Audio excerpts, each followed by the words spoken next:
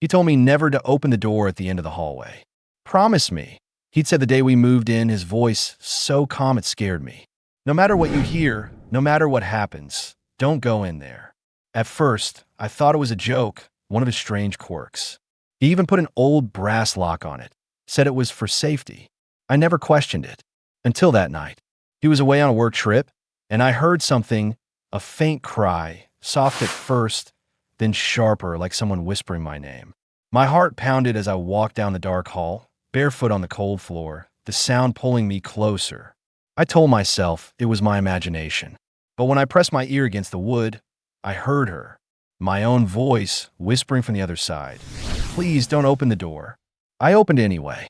And from that moment on, my life began to fall apart. When we first moved into the house, I thought the door was just odd. It was plain, painted the same dull white as the hallway walls, except for the brass lock, old-fashioned and slightly tarnished, like something pulled out of another century.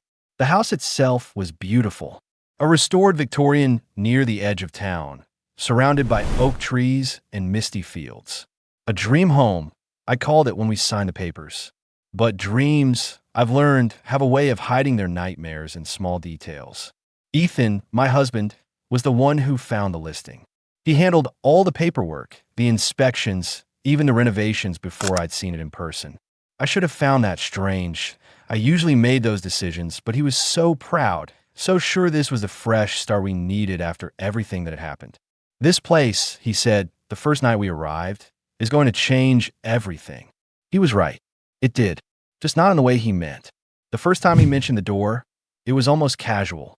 He was unpacking boxes in the living room while I wandered upstairs, getting lost in the maze of creaking floors and narrow hallways. Ethan, I called, what's this one at the end? He came up the stairs fast, too fast, and placed a hand on my shoulder. That one stays locked. I laughed, thinking he was joking. What is it? Your secret lab. Just don't open it, okay? His tone was flat. No smile. No explanation. Why not? It's storage, he said quickly, then added, unsafe flooring inside. That made no sense. The whole house had been renovated. I started to press further, but the look on his face, tight, cautious, stopped me. Fine, I said. Your mysterious room. Got it. He kissed my forehead, but his hand were cold. Weeks passed. We settled into a rhythm. Morning coffee on the porch, long walks on the property, evenings by the fire. But I couldn't stop thinking about that door. Sometimes when Ethan was at work, I'd find myself standing at the end of the hallway, staring at it. There was nothing special about it, and yet it felt wrong. The air around it was colder, heavier somehow. Even it would seem to hum faintly when you got too close, like the house itself was holding its breath. Once I caught my reflection in the brass lock, warped, distorted. My eyes looked darker than they should have. I told myself it was the lighting, the old glass windows, the isolation, but deep down I knew it wasn't. Then came a night Ethan left. He said it was for work, a last-minute business trip to Denver. He packed quickly, barely looking at me, his phone buzzing every few minutes with messages he never let me see. 3 days, he promised, kissing my cheek. I'll be back before you even miss me. Something about the way he said it, too light, too rehearsed, made me uneasy. After he left, the house felt too big, too quiet. That first night alone, I woke up to the sound of footsteps upstairs. Slow, deliberate. Not creaks, not the random groans of an old house, but footsteps. I sat up, heart pounding. Ethan, I called out before realizing what I was doing. No answer. I grabbed my phone, its glow harsh in the dark. The time was 2:47 a.m. The footsteps stopped, and then, from the end of the hall, came a sound that turned my blood to ice. A soft knock. 3 times, coming from inside the locked room. I froze, every nerve screaming. The knock came again, louder this time. I slid out of bed and crept down the hall, barefoot, pulse thrumming in my ears. The door looked exactly as it always had. Pale, still, perfectly ordinary. But I could feel someone behind it. I couldn't explain it, but I knew I wasn't alone. Ethan, I whispered. Is that you? Silence. And then, faintly, a voice. A woman's voice. Muffled, pleading. Please don't open the door. I stumbled back, clutching the wall for balance. The voice, my own voice, echoed again. Please, it said, softer this time. Don't. I did what any sane person would do. I ran. I locked myself in the bedroom, crawled under the covers, and waited for morning like a child hiding from monsters that adults swore didn't exist. When sunlight finally crept through the curtains, I convinced myself it had been a dream. A vivid, terrifying dream fueled by loneliness and insomnia. But then I noticed the brass key lying on my nightstand. The key to the locked door, and I hadn't put it there. All day, I tried to ignore it. I worked from home, cleaned the kitchen twice, reorganized the pantry, anything to keep from looking at that key. But it was impossible to forget. It wasn't from any of our other doors. I checked them all. By late afternoon, the key seemed to pull at me, a whisper that grew louder the longer I resisted. When the sun dipped behind the trees and the house sank into its usual twilight hush, I gave in. I took the key, walked to the end of the hall, and held it to the lock. My hand trembled as I slid it in. The mechanism clicked like a gun being cocked. And then silence. For a full minute, I just stood there breathing. Something inside me said stop. Something deeper said too late. I turned the handle slowly. The hinges groaned. The smell hit me first, a mix of old dust, damp earth, and something metallic underneath. The room was dark, except for a sliver of moonlight cutting through a small window covered in grime. It wasn't storage. It was a nursery. The walls were pale blue, faded and peeling. A small crib sat in the center, draped in cobwebs. A rocking chair stood beside it, swaying slightly, though the air was perfectly still. My chest tightened. We'd never had children. We couldn't. Years of trying, of tears, of whispered prayers that went unanswered. So why was there a crib?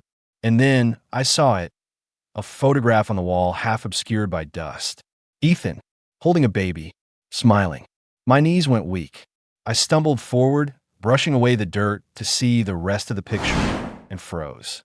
Because the woman standing next to him wasn't me. My throat closed. The woman looked eerily familiar. Her dark hair, her smile, the tilt of her head. She could have been me. Not exactly, but close enough to make my stomach turn.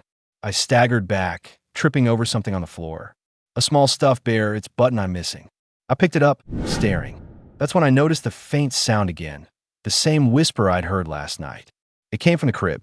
I stepped closer, heart hammering, and pulled back the dusty blanket. There was nothing there, but the whispering grew louder. And this time, it wasn't my voice. It was a baby crying, faint, distant, echoing through the walls. I stumbled back toward the door, panicking, gasping for air. And then, from somewhere behind me, I heard Ethan's voice, calm, steady, terrifyingly close. I told you not to open it. Froze where I stood. That voice, calm, measured, too familiar, didn't sound like it came from memory. It came from behind me. I turned slowly. Ethan stood in the doorway, suitcase in hand, his expression unreadable. Al, how are you here? I stammered. You said you were in Denver.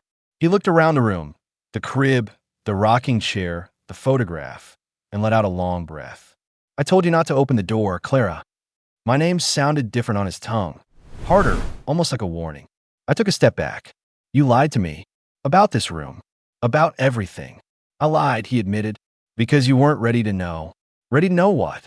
He walked past me slowly, his eyes scanning the room like he was revisiting an old nightmare. What happened here? The air felt heavier with every word. What had happened here?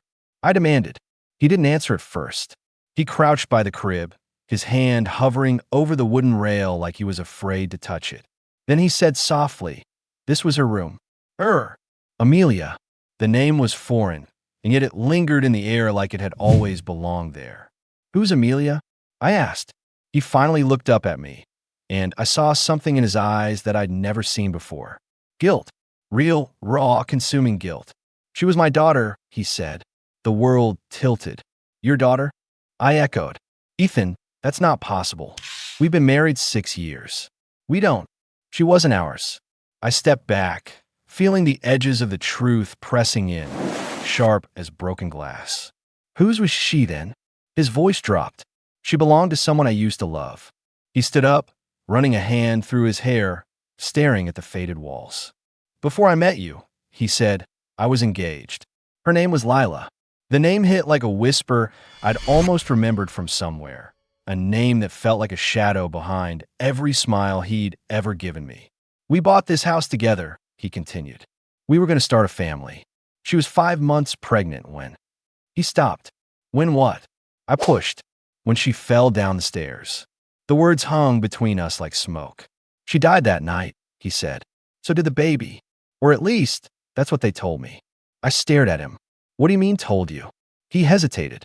There was confusion. The ambulance came. They said she was gone. But when I got to the hospital, they wouldn't let me see the body. Said there was a complication with the coroner's report. I didn't know what that meant. He exhaled shakily. A few days later, someone broke into this house. Just once. They didn't take anything. But when I came upstairs, this door was wide open. I felt the chill crawl down my spine. What did you see? Nothing, he said. Nothing at all. Just an empty crib and the smell of blood. For a moment, I couldn't breathe. And you bought the house again? You brought me here. He nodded. Because I needed to know.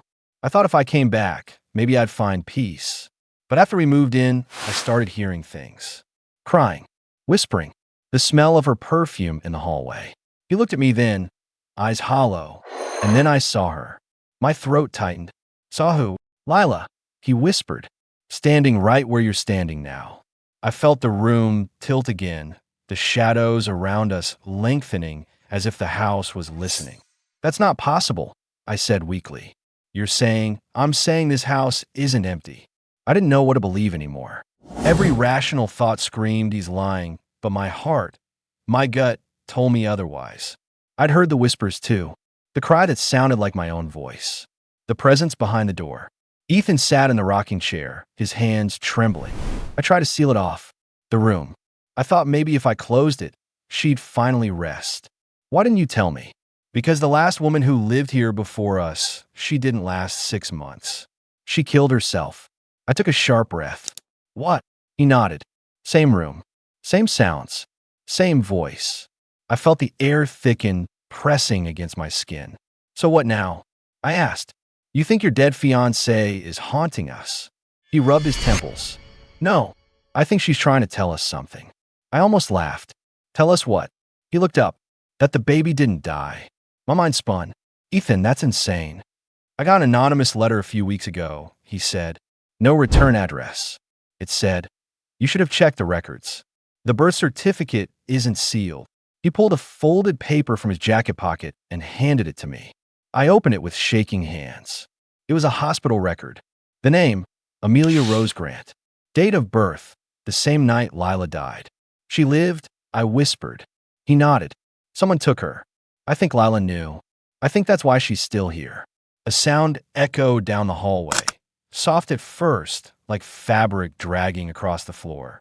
We both turned toward the door. Did you hear that? I whispered. Ethan stood, eyes darting. Stay here. No, Ethan.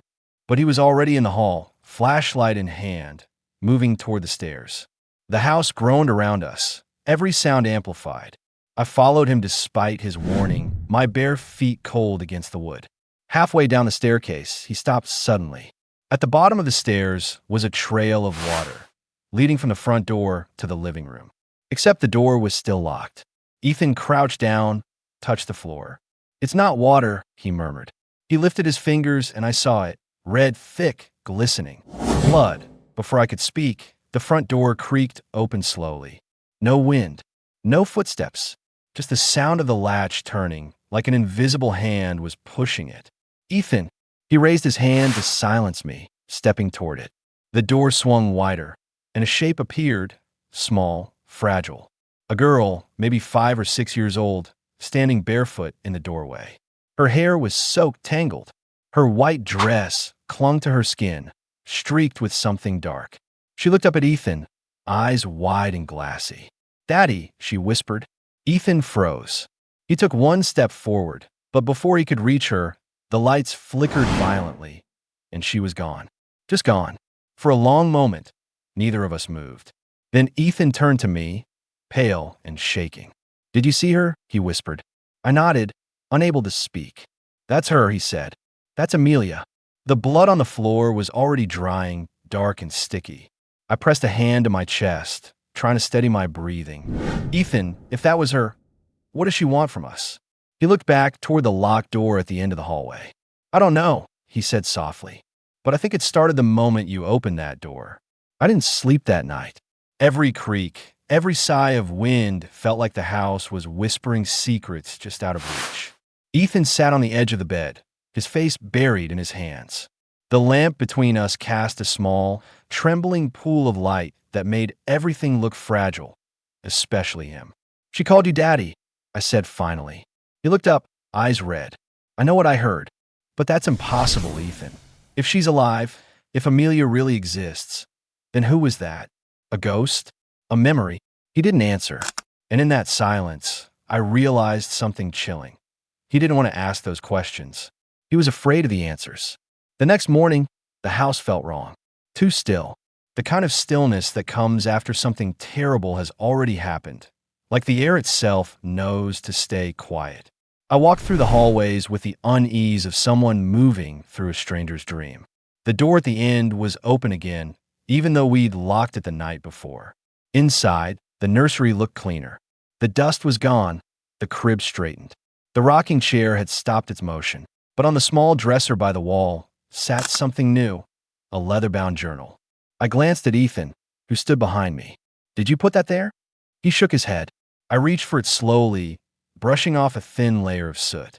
On the cover, etched in faded gold letters, was one name, Lila. The journal's pages were brittle, the ink blurred in places. Most entries were ordinary, appointments, grocery lists, baby names. But then, near the end, the handwriting changed. Jagged, uneven, desperate. January 14th. He's acting strange again. Won't let me go upstairs alone. Says the house isn't safe, but I think it's him who isn't safe anymore. January 18th. Heard crying from the nursery last night. Ethan says it's the pipes, but pipes don't call your name. January 23rd. He locked the door. Said he was protecting me. From what? January 27th. I think he's hiding something in the cellar. I can hear it sometimes, scratching beneath the floor. I looked up, trembling. Ethan, this is not true, he said quickly. She was sick, Clara. She was paranoid. That's why she fell. I slammed the journal shut. Stop. Stop rewriting everything. This isn't just her imagination. Something happened here. You knew. I didn't, he snapped and softened. I didn't want to believe it. Believe what? He hesitated. That she might have been right. That afternoon, I went down to the cellar. Ethan protested, but I was done listening to his half-truths. The air grew colder as I descended the narrow stairs. Dust and cobwebs thickened the deeper I went. There was a smell, damp, metallic, sharp, like rust or old blood. The cellar was small, lit only by a flickering bulb that swung from the ceiling. Crates, paint cans, and broken furniture filled the corners. At first, nothing seemed out of place, until I saw it, a section of floorboards near the back, slightly raised. I knelt and pried one loose. Beneath it was a box, metal, heavy, sealed with tape. My hand shook as I opened it. Inside were photographs, dozens of them. Ethan, Lila, the baby, but not the kind of photos you'd frame on a mantel. They looked like surveillance shots, taken through windows at night from a distance. And then I found one that made me drop the box entirely. It was of me, standing at our old apartment window, smiling, unaware, dated 6 months before I ever met Ethan. I ran upstairs, my heart slamming against my ribs. Ethan, I shouted, what the hell is this? He turned from the sink, startled by my voice, until he saw the photo in my hand. His face went pale. Clara, don't you Clara me. You were watching me before we even met? You said we met by chance at that bookstore. He reached for me. It's not what you think. Then what is it? He hesitated. That same pause I'd seen 100 times before, where truth and lie wrestled for dominance. Finally, he said, I didn't start following you. She did. I blinked. What? Lila, he said. Before she died. She thought I was cheating on her. She started watching me, taking pictures of every woman she thought I was with. When she fell, I found her camera. The last roll of film, it was all you. I shook my head. That makes no sense. I didn't know either of you. That's what I couldn't understand, he said, voice shaking. You didn't live anywhere near us. But there you were, in her photos, over and over again. At the grocery store, outside our house, holding a child. My stomach turned. That's impossible. He nodded slowly. I know. But the more I looked, the more I realized you haven't changed. Not one bit. You look exactly the same as you did in those pictures. The air around us seemed to tighten. That's ridiculous, I said, forcing a laugh. You're talking nonsense. Then explain this. He reached into his pocket and pulled out a photograph, one I hadn't seen. It was me again. Same smile. Same hair. Standing beside Lila. Except the photo was dated 1998. I felt dizzy. Ethan, I wasn't even born then. He looked terrified. I don't think time works the way it should in this house. I backed away from him, clutching the wall for balance. The whole house seemed to pulse, faintly, rhythmically, like a heartbeat buried beneath the floorboards. This place, he whispered, it traps things. Memories. People. I thought I could contain it, but when you opened that door, the walls groaned. Upstairs, the rocking chair began to creak, steady, rhythmic, like someone invisible was sitting there. Ethan's voice broke. She's here again. A chill rippled through the air. From the hallway came the faint sound of humming. A lullaby, soft and sweet, rising and falling like the rhythm of a cradle. We turned toward the sound. There, at the end of the hall, stood the little girl again. Amelia. Her dress was dry this time, her face serene. She looked up at us with wide, solemn eyes. Mommy's sad, she said quietly. She doesn't like the pictures. Before either of us could move, she pointed toward the wall behind the crib. Mommy's behind there. Ethan took a step forward. Amelia, what do you mean? But the girl just smiled faintly and began to fade, her body dissolving like smoke until nothing was left but the faint echo of her lullaby. We both stood there in shock. Then, without speaking, we moved to the wall she'd pointed to. Ethan grabbed a hammer. I held the flashlight. He hesitated once, then drove the hammer through the plaster. The wall cracked open, dust spilling out like ash. Another swing, and the smell hit us. Decay. We stepped back as the final blow revealed something buried behind the wall. Something wrapped in a thin white sheet, small as a body. When the fabric fell away, I saw what lay beneath. Bones. Tiny, fragile. Still clutching a stuffed bear with one missing eye. Ethan dropped the hammer, his face ashen. No. I stared, unable to move. That's... He knelt, trembling. That's her. That's Amelia. The house fell silent, as if listening. And then, from somewhere deep within its walls, the whisper came again. Lila's voice, faint and broken. You opened the door, and now you'll remember too. Ethan didn't move for a long time. He just stared at the small skeleton cradled in his shaking hands, the stuffed bear pressed against its ribs like a last act of comfort. The silence was unbearable, heavy, suffocating. The air reeked of old earth and grief. This can't be her, he whispered finally. She was alive. I saw her. She called me Daddy. I knelt beside him, my flashlight trembling in my grip. Then what did we see? He looked up, his eyes wide and hollow. I don't know anymore. The light flickered, dimmed, and then, faintly from behind the torn wall, we heard it again. The lullaby.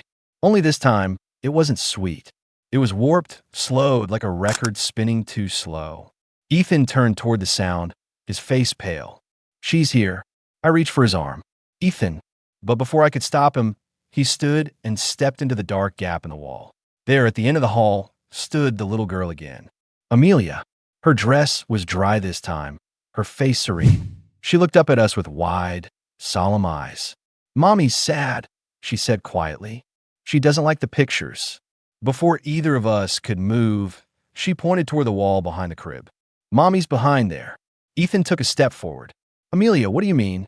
But the girl just smiled faintly and began to fade, her body dissolving like smoke until nothing was left but the faint echo of her lullaby. We both stood there in shock. Then, without speaking, we moved to the wall she'd pointed to. Ethan grabbed a hammer. I held the flashlight. He hesitated once, then drove the hammer through the plaster. The wall cracked open, dust spilling out like ash. Another swing, and the smell hit us. Decay. We stepped back as the final blow revealed something buried behind the wall. Something wrapped in a thin white sheet, small as a body. When the fabric fell away, I saw what lay beneath. Bones.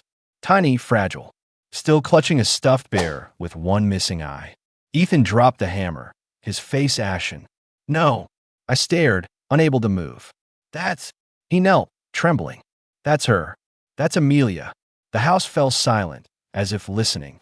And then, from somewhere deep within its walls, the whisper came again. Lila's voice, faint and broken. You opened the door. Now you'll remember too. Ethan didn't move for a long time. He just stared at the small skeleton cradled in his shaking hands, the stuffed bear pressed against its ribs like a last act of comfort. The silence was unbearable, heavy, suffocating. The air reeked of old earth and grief. This can't be her, he whispered finally. She was alive. I saw her. She called me Daddy. I knelt beside him, my flashlight trembling in my grip. Then what did we see? He looked up, his eyes wide and hollow. I don't know anymore. The light flickered, dimmed, and then, faintly from behind the torn wall, we heard it again. The lullaby. Only this time, it wasn't sweet. It was warped, slowed like a record spinning too slow. Ethan turned toward the sound, his face pale. She's here. I reached for his arm. Ethan. But before I could stop him, he stood and stepped into the dark gap in the wall. Ethan, don't. I shouted. No response. The light of the flashlight barely reached him. The narrow cavity behind the plaster stretched deeper than it should have, like the house was bigger on the inside, its bones rearranging themselves to hide whatever it wanted to keep. I followed, crawling in after him, the air thick and cold. The tunnel curved downward, the smell of damp wood and rot growing stronger. Ethan, I called. His voice echoed faintly.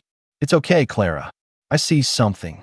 The tunnel opened into a small room, round, almost like a cellar, lit by a single, flickering bulb dangling from the ceiling. And there she was, Lila. She stood barefoot in the corner, her white dress gray with dust, her long hair hanging over her face. She wasn't a ghost, not entirely. Her skin looked too real, her movements too human. But her eyes were empty, deep pools that reflected nothing. Ethan, she whispered, her voice breaking. You found her. He froze. Lila, she smiled faintly. You shouldn't have come back. I grabbed his arm. Ethan, we need to go. But he didn't move. He was transfixed.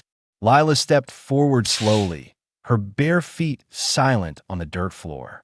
You promised you'd never open the door again. You said you'd let us rest. I didn't mean to. She tilted her head. Then why did you bring her? Her eyes flicked toward me, and in that moment, something shifted, like the air itself recognized me. Lila's expression softened. It's you. I blinked. What? You were there that night, she said. You came to the door. You watched me fall. That's not possible, I whispered. But deep down, something inside me stirred. An image, buried and half forgotten. Rain, screaming. The echo of footsteps on stairs. And a voice, my voice, whispering through the dark. Please don't open the door. My knees weakened. Ethan, I think she's right. He turned to me, horrified. What are you saying? I remember, I said softly. I was here. That's impossible, Clara. But the memories kept flooding in, flashes of another life, another time. Lila standing at the top of the staircase, crying, shouting his name. My hands clutching the banister. The sickening sound of her fall. And then darkness. I looked at him, my voice trembling. Ethan, I don't think this house is haunted by her. I think it's haunted by me. The room pulsed once, a deep vibration through the walls. The bulb above us flickered violently. Lila's voice grew sharper. You shouldn't have come back. You never leave. Ethan stumbled backward. None of this makes sense. Because you won't let it, she hissed. You keep rebuilding it, restarting it.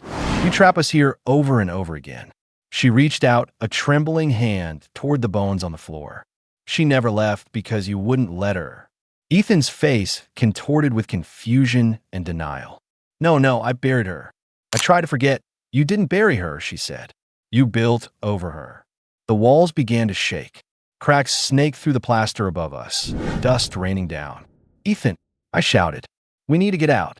He stared at me, tears streaming down his face. If this is real, if I really did this. The ceiling split open. The house groaned like something alive, angry at being woken. Lila's form began to blur, her voice overlapping with mine. Two tones, one terrified, one furious. "You open the door. You let it start again. You'll never leave." The ground split beneath us. Ethan reached for me, but I was already falling, through the dark, through the echo of my own scream. When I opened my eyes, sunlight poured through the windows. The house was silent again. Clean. New. I sat up in bed, my heart pounding. The sheets were warm. The morning smelled like coffee. Ethan walked into the room, smiling. "Morning, love." For a moment, everything looked normal, peaceful. Then I saw it, the door at the end of the hallway. Closed. Locked. He caught my gaze and said the words I already knew were coming. "Don't open that door." I tried to speak, but my voice wouldn't come. The sunlight flickered for a split second, like the world itself glitched. Somewhere deep in the house, the rocking chair began to move again.